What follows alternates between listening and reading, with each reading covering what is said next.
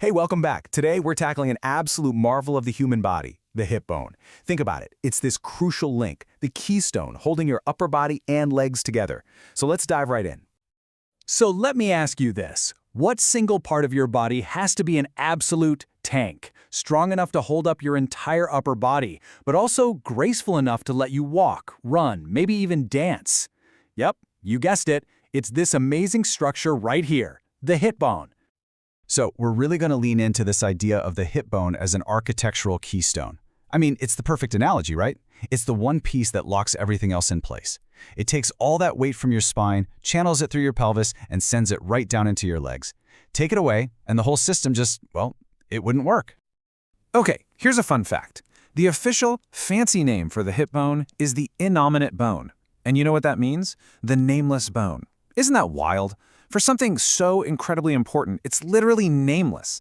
The reason is it's just got such a weird, irregular shape. And that shape comes from three totally separate bones that fuse together as we grow.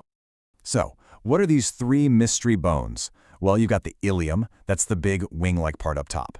Then there's the ischium, which sits at the back and bottom. And finally, the pubis, right at the front. Let's break them down one by one. All right, first up, let's talk about the big one, the ilium. This is that wide, flaring part of the hip, the part most of us think of when we think hip bone. So yeah, the ilium is this big, fan-shaped bone that makes up the top part of the hip. And that huge surface area, it's not for show. It's absolutely crucial because it's the anchor point for some of the most powerful muscles in your entire body. And the most obvious part of the ilium is something called the iliac crest. Go ahead, put your hands on your hips. That ridge you feel right at the top? That's it. It's a super important landmark for doctors and physical therapists. And, you guessed it, a major attachment site for a whole bunch of muscles. Seriously, this bone is like Grand Central Station for muscles. Right at the very front, there's a little bony point. We call it the ASIS for short, that anchors a key ligament. Then, on the outside surface, you've got these lines that are basically a roadmap showing exactly where your big glute muscles hook on. And the inside, it's helping to hold up your core abs. It is an absolute powerhouse. Okay, let's move on to part 2 of our puzzle, the ischium. This is the real foundation of the pelvis. So the ischium makes up the lower and back section of the hip bone. If the ilium was that big, broad wing, think of the ischium as the solid, heavy-duty base that everything rests on. Now, its most famous part is definitely the ischial tuberosity. And hey, chances are you're using it right now. It's that thick, bony part at the very bottom that you're sitting on. We literally call it your sitting bone. It's also where your hamstrings start, which explains a lot about why that area can get so tight if you've been sitting for a while. But this bone is way more than just a seat. You see that little point, the ischial spine? It creates these 2 notches that act like superhighways for nerves and blood vessels, including the famous sciatic nerve. And like we said, it's the launch pad for your hamstrings and a key anchor for your pelvic floor. This thing is a serious multitasker. And that brings us to the third and final piece of this puzzle, the pubis. The pubis is the part that sits right at the front.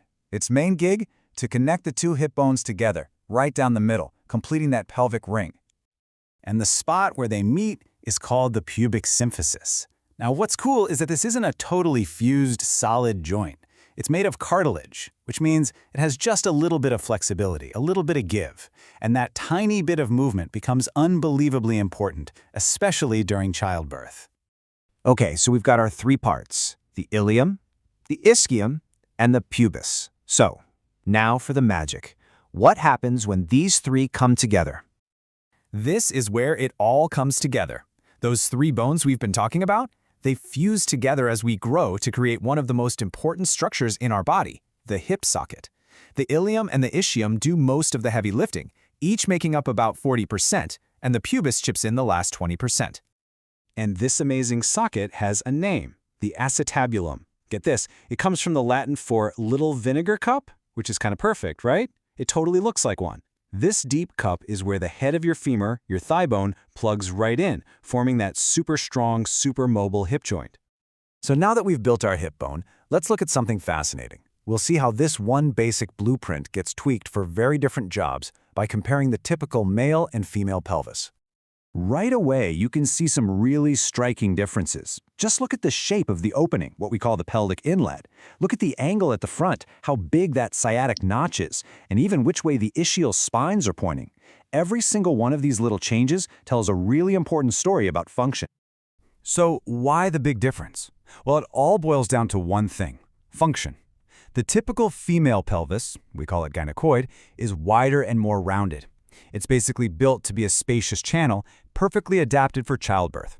On the other hand, the typical male, or android pelvis, is narrower, more heart-shaped. It's optimized for a heavier frame and anchoring bigger, stronger muscles. And one of the biggest giveaways is that angle right at the front, the subpubic angle. In the female pelvis, it's really wide. We're talking 80 to 90 degrees. Compare that to the male pelvis, which is much narrower, around 50 to 60 degrees. That extra width is absolutely essential for creating a larger opening at the bottom. You know, when you really step back and think about it, it's just incredible. This one bony structure is a protective bowl for our organs, it's a powerful mechanical link for movement, and it's a channel for new life. It really is a true masterpiece of evolutionary engineering. So yeah, the hip bone is a total unsung hero, doing all this work for us with every single step we take. It kind of makes you wonder, right? What other parts of our bodies are out there performing these little miracles every single day, completely behind the scenes? Thanks for digging into this with me today.